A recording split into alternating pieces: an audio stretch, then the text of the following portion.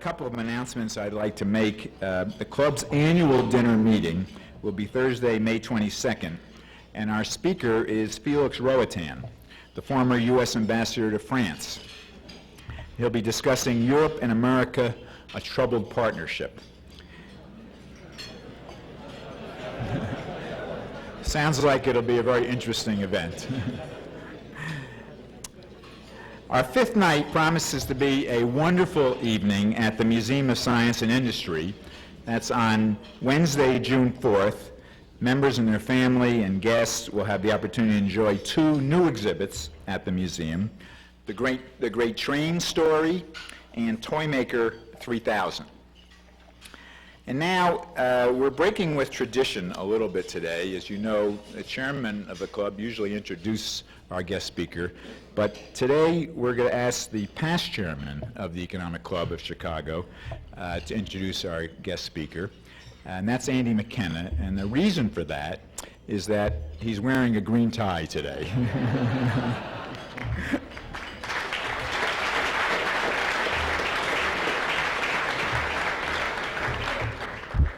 Mr. Chairman, I see a lot of other green ties here today, too. That's good. Well, it's a distinct honor for me to introduce the 8th President of Ireland, Mary McAleese, to the Economic Club of Chicago. I have a little Irish heritage. Her Excellency and I were just visiting about where our forebears were from, and we found some similarities. Her story has been one of barrier breaking, becoming a Reed Professor of Law at Trinity College, Dublin, followed by difficult years working in RTE, the Republic's TV station. Then appointed as the first woman, Catholic, Pro-Vice Chancellor of Queen's University in Belfast, and finally, having grown up in Northern Ireland under British rule, her election as President of Ireland, a country where she had no vote. Taking as her theme the building of bridges, she is deeply committed to reconciliation, to the peace process, to her nation's role in the European Union, to a multicultural society, and to the growth and diversity of the Irish economy. So, ladies and gentlemen, please join me in welcoming Her Excellency Mary McAleese, the President of Ireland.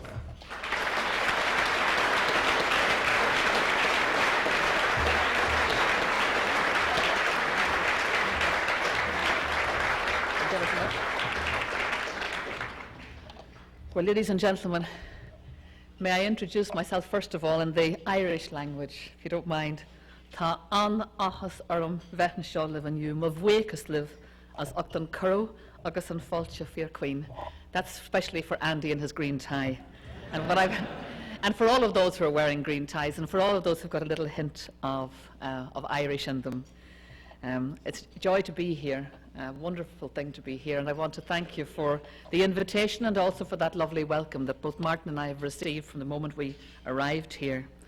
I want to say a very big thank you to Andy McKenna and to Grace Barry in particular for allowing us the privilege and for helping in the privilege of putting this lunch together. I'm very proud to represent today's modern Ireland. It's a nation which has a very close link, as you know, with this part of the world. This country which has welcomed immigrants from every corner of the world has powerful links with every nook and cranny of our shared global homeland. But I like to think, and I think many of you might agree with me, that few of the links are as intensely personal and familial as the links with Ireland. History has made them very, very deep links. It's also made them very emotional links. But thankfully, and maybe that's one of the big reasons why we're here today, modern commerce has made those links also very intense, very personal, very professional, and very successful. The traditional picture, which would have been the memory, the folk memory of many of those who emigrated to Chicago from Ireland, the memory of a hapless Ireland, quaint but poverty-stricken, that memory is exactly that. It's something that lives on only today in fading memory. Today I represent a dynamic Ireland which has been caught by this extraordinary mood of self-belief, which has captured the Irish imagination, transformed us for the first time in a century and a half into a country of net inward migration. For 150 years we were always a country of net outward migration. For the first time, a generation now knows what it's like to live in a country of net inward migration. And of course, we've also been transformed in the last decade into the country which is the success story par excellence of the economic European Union, which was the EEC when we joined it. Alongside that changed economic landscape, there is also a changed political landscape that I know many of you have been interested in and have been following, and that's the landscape which has transformed relationships within Northern Ireland, between the north and south of Ireland, and between the island of Ireland and our neighbouring island. It's always the neighbours you have the most trouble with, you know. Nowadays we're very fortunate that we've less trouble with the neighbours, and indeed we've become very good neighbours to one another. The Good Friday Agreement of 1998 is a very powerful showcase of just how transformed those landscapes, that landscape of relationships, has become in recent years. And the work of fulfilling that agreement continues apace. We're in a rather untidy phase of it at the moment, some of you may have noticed, but nonetheless it still holds the very best prospect for peace, for justice, and for widespread prosperity in Northern Ireland that we have ever known, and it is the best prospect for North-South cooperation for the future. As the Ulster poet John Hewitt said, "We build to fill the century's arrears." And because those arrears have been so considerable, naturally enough, implementing the agreement has been anything but easy. But it's been made considerably easier through the assistance that we have received in so many different ways from the United States, from individuals, from institutions, and indeed in particular from successive American administrations. They certainly helped shorten our journey to peace. Some days on the peace process, things move forward in huge, big, discernible leaps, big emotional days. Other days we have to settle for small nudges. But one thing I think is sure, where in the past it used to be one step forward and two steps backwards, now it's two steps forward and one step backwards. And the mathematicians, and in particular those who have associations with the central bank among us, they will know that you will have worked out by now, as I am mere lawyer, it takes me a little bit longer to work this out. If it's two steps forward and one step backward, we're still going forward.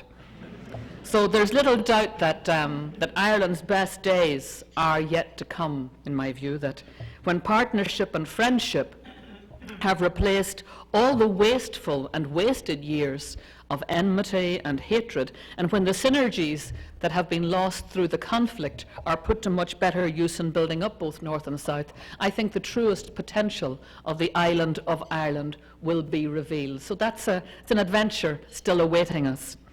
Today I'm happy to say that the links between Ireland and the United States, the economic links between us, have never, ever been stronger. The United States is Ireland's second largest trading partner after Britain. It is our largest source of inward investment. Total trade between our two countries reached $24.9 billion last year. And over 17% of our annual exports come here to the United States. And we're very fortunate and delighted, in fact, that we have 550 United States companies operating in Ireland. They account for some 45 billion of our total exports. They're very important, obviously, to our economy. That Irish economy, which was the success story and is the success story of the European Union, we've enjoyed continuous growth for the last decade, averaging some 8% growth over the past 5 years. And our once closed, predominantly agricultural business environment has metamorphosed in very recent years into one of the most global economies and globalized economies in the world. As I said, foreign investment from the United States, our largest investor, has played an absolutely crucial role in that process.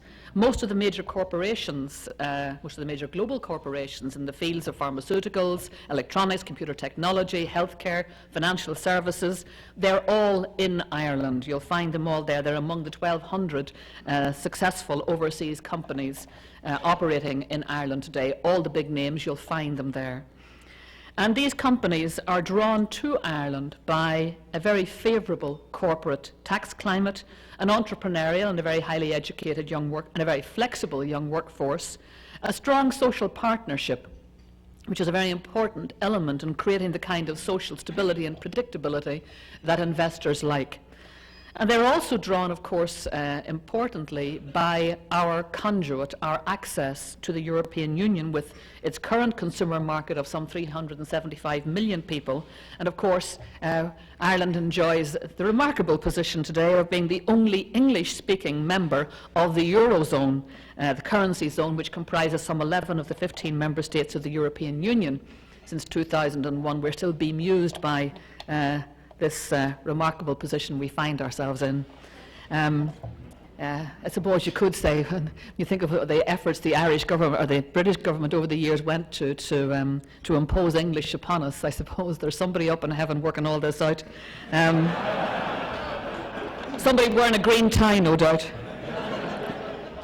I'm happy to say too that the kind of industries that Ireland has now become noted for across the world, I suppose the best one we're noted for, the field of software, is perhaps Ireland's most outstanding economic story. Ireland is now one of the world's leading exporters of software products, with annual exports of close on 4 billion. I think we've managed to outstrip the United States and India more than once in net terms, which is pretty good going for a tiny little island. But of course we've done that with your help as well, so we've all benefited from that. Financial services have been a big element, I know, of your prosperity here in Chicago, and that sector is becoming increasingly important to us also in Ireland. Back in 1987, the Irish government took a decision to establish the International Financial Services Centre in Dublin, and it was then set up in an area of Dublin that really required quite an amount of investment and redevelopment on the Dublin Docklands. It has been completely transformed. As many of you in this room will know, it's now the largest international corporate treasury centre in Europe. It's a leading place for international life assurance, aircraft leasing centre of considerable note, and now developing a big role as a corporate pensions player. So there's a very, very important success story. There are many, many others. I think probably the other thing that is most notable about modern Ireland has been the emergence of a new enterprise culture in Ireland itself. That indigenous sector responding very well to the transfer of skills and to the uplift that we received, of course, from our inward investors. We relied very heavily on overseas investment and multinational enterprises to form the new industrial base, to give us the uplift as we grabbed the second industrial revolution. Those of you who know Ireland's history will know we missed the first industrial revolution by a large Irish mile. But we were ready for the second one. We were ready for the second one. And we've taken it, the Irish people have taken the story on from there. In software, for example, just to dwell on it for a moment, there were only a handful of Irish-owned companies back in the early 1990s. You could have counted them literally in one hand. Today there are over 600 indigenous companies specialising in everything from localisation to e-commerce, and most of them are in the export game. They're exporting their products and services. Naturally, in these flat economic times, not even Irish luck can keep us in Ireland from the rigours of a challenging international economic climate. Ireland, like many other countries, including the United States, has felt the impact of the international economic turndown of recent years. Investment inflows have fallen from 24 billion in 2000 to 5.4 billion in 2001. So we see that trajectory. It doesn't lift hearts, but we look forward to different times. Foreign direct investment too fell by 14% in the first 9 months of last year. On the other hand, though, on the other side of that equation, economic growth rates in Ireland are expected to be of the order of between 4 and 5% in the coming 2 years, compared with that average of 9% between 1997 and 2001, which even we knew could not be sustained indefinitely. But nonetheless, our economy has shown a really remarkable resilience. And that's reflected, I think, possibly best reflected in the ongoing vibrancy of the start-up sector in Ireland. This year, Enterprise Ireland, which is the national organisation charged with supporting new business initiatives, They estimate that we'll have 60 significant new indigenous startups in Ireland, ranging from biotechnology and medical devices to software. So that's a good, healthy profile going forward. We're also, of course, investing very heavily in our future. Under the National Development Plan, the Irish Government plans to spend some 56 billion in education, health, social services, roads, public transport, water, waste, industrial development, up to the year 2006. And we're also investing, because this we believe to be our future, in science and research. The government recently established Science Foundation Ireland, which is targeting the ICT and biotech sectors in particular. I know that some of you have particular interest in that. We've created a US-Ireland Research and Development Task Force to help focus and put strategic shape on our efforts. And I know too that Chicago and the Midwest is home to leading centres of research and research-driven industries, and I would urge those bodies to actively participate in the US-Ireland Task Force. We certainly would welcome your input. I'd also like to take this opportunity to acknowledge the role of the Consulate General of Ireland here in the economic development of the trade links between Ireland and Chicago and the Midwest. They have been absolutely central to building and solidifying and developing those links. The Consulate here supports the work of the IDA in Ireland, attracting investment and innovation to Ireland. And I want to celebrate and mark too the work of the Irish Food Board. Thank God that even in economic downturns people have to eat. So that's a relatively healthy sector still, thankfully. And their US representative is based here in Chicago. And they're also, Enterprise Ireland, of course, which I mentioned a moment ago, is also active in this market, promoting trade and in building links with US business. And I'd also like to acknowledge among our delegation, because if I don't I'll be killed when I go back to Dublin, the presence of very dynamic members of the Chambers of Commerce of Ireland who've come especially for this occasion, and I know that they are here to do a real job of work. The support, the goodwill, the partnership of the American government, of American corporations and the American people. These things have been absolutely critical to the transformation of our economy. I like to think here that in Chicago, particularly speaking as someone whose great-granduncle came to Chicago from a very, very depressed Ireland in the latter 19th century. He managed to become a judge here, something that would have been completely impossible to him in the Ireland of the time that he left in the 1890s.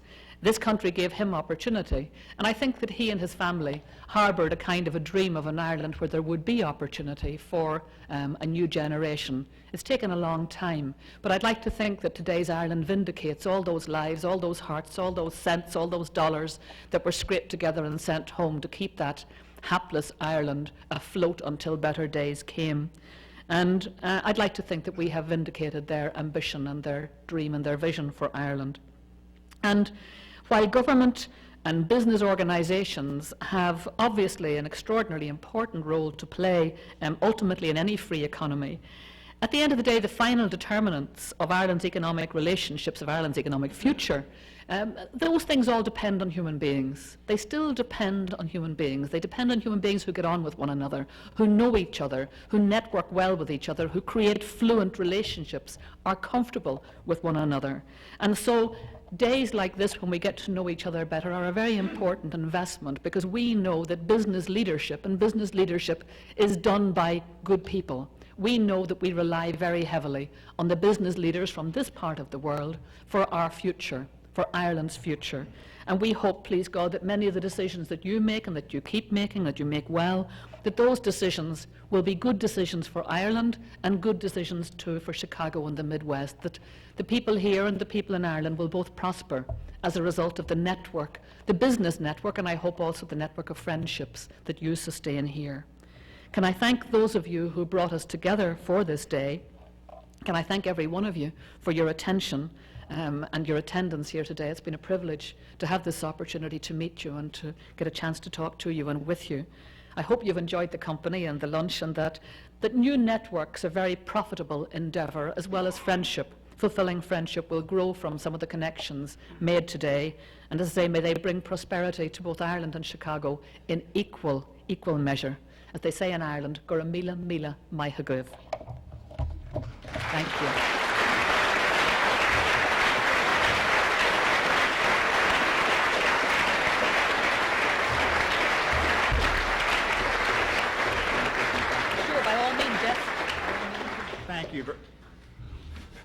Thank you very much for those inspiring comments. Since we have a few minutes, the President has agreed to answer a few questions, and we have a procedure in this club where we actually have a questions committee that, in anticipation of your visit, formulated some questions. So I'm just the messenger here today. But the first question is, what has been Ireland's most satisfying accomplishment during your term as President? Very simply, I don't think there's any argument. It has to be the Good Friday Agreement. For 900 years, the country was convulsed by regular outbreaks of violence, characterised by, unfortunately, unhappy relationships in the island and between the two islands that held back, I think, our progress. Probably the best example, actually, and you'd be appreciative of this, is that the land border inside the European Union with the least commerce across it was the land border inside Ireland. I mean, isn't that stupid? I mean, that is just downright, absolutely, utterly, wastefully, willfully, criminally stupid. And to put it, not a tooth in it, but to put it mildly,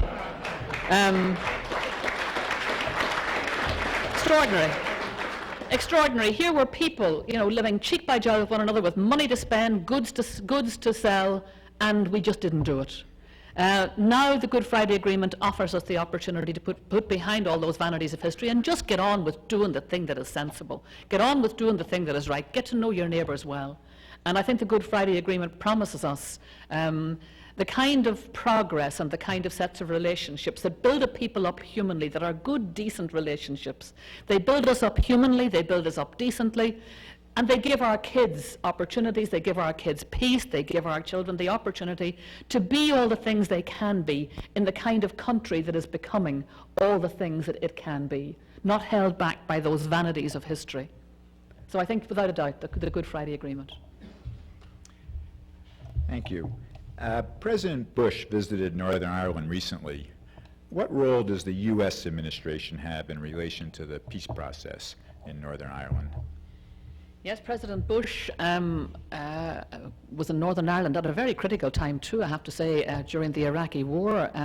He arrived in Northern Ireland also at a very important juncture in the peace process. And his contribution, as with the contribution of his predecessor, President Clinton, have been absolutely extraordinarily important. I think that there's no, without putting a tooth in it, I think it's easy to say that we would not have the peace process and we would not have made such progress in the peace process without the help that we received from those successive American administrations. That's just the bottom line. I think back, for example, to the work of Senator Mitchell, who, with infinite patience and infinite grace, helped the parties, and he created the space in which people who found it difficult to talk to each other could talk to him. And I think that out of that, and we've seen layer after layer of involvement of the American administration help us to push the peace process forward. As I said, we're probably at the moment in what I might call an untidy phase of the peace process. I don't think that it's an impossible phase, and I don't think I listened to Richard Haas the other day talking about it, and he also has made a huge contribution as President Bush's special envoy. And as he said, it's not a crisis, and I think that he's right. I think it's very important. Sometimes people lurch very quickly into the language of crisis. If we look at where we have come from in the past 5 years, what has been achieved in the last 5 years, the hugely new sets of relationships, the disappearance off the agenda of most of the violence that blighted the last 30 years. I think it's, and if we look in particular at what was accomplished while the Parliament in Northern Ireland, the new Assembly in Northern Ireland, the new executive was working. Now it's in suspension at the moment. But I never thought that I would live to see the day when members of Sinn Féin would share in government with members of the Ulster Unionist Party. I watched that happen. It was incredibly successful. One would wish, of course, that it was back and up and running again, and I wish very fervently that that will happen, and that it will happen soon, and I have a very strong faith that it will. And I think that President Bush's intervention and the continuing work of his administration, along with the two governments and all the parties, will ensure that the full promise and the full vision of the Good Friday Agreement will happen. Now, it mightn't just happen on the very day, that people set agendas and people set deadlines. Life isn't just always easy. It's not always easy to adhere to those kind of deadlines. And I think that one of the things we've learned in Northern Ireland is to be infinitely patient. And this process, I believe, as I said earlier, it might be it's always going forward. 2 steps forward, 1 step back. But the days of 1 step forward and 2 steps backward, in my view, have long gone. But thanks to many of our friends here, and I should take this opportunity to thank all those whose faithfulness to Ireland has helped us to get to this extraordinary juncture in our history. We have time for one last question, and that's on the economy. For the past quarter century, the economic performance of Ireland has been a spectacular success. How can this performance be sustained in the years ahead? Well, given that the Irish economy, like every other economy, is subject to the ups and downs and the vagaries of world economies, I think it's important that we build for the future by building the kind of robust infrastructure that helps you to ride out those ups and downs relatively comfortably. Our education system is an absolutely crucial element of that. Our investment in science and technology, our investment in infrastructure, the kind of government policies that have been pursued in recent years, all of those things, making ours a country that is very, very attractive to inward investors, a place that it's easy to do business in, a place where you can get the right kind of combination and the right kind of answers and the short lines of communication that help business work fluently. All of those things, I think, are part of building in a robust infrastructure which allows you to ride out the inevitable ups and downs. I mean, everybody sitting in this room knows only too well how difficult it is to predict what happens tomorrow or what happens next week or next year in the global economy. 2 or 3 years ago, we were dealing with the fallout of foot and mouth disease in Britain, and we thought that was a dreadful thing. We got over that. We rode that out. Then all of a sudden, the world is talking about SARS. And no doubt we will ride that out also. So I think to build in the robustness, and I think and also too the attitudes are important, aren't they? That feeling, that can-do feeling that no matter what the world throws at you, well, we just think it through again. We gather and regather the best of our imagination, and our creativity and our ingenuity, and we adapt. Whatever the world throws at us, we adapt. And obviously, the more robust we are, and the better our science and technology sector, the better our education sector, the better our infrastructure, the better all those things are, the better I think we are able then to ride out whatever the trends are, insofar as you can call anything that happens now in the world a trend.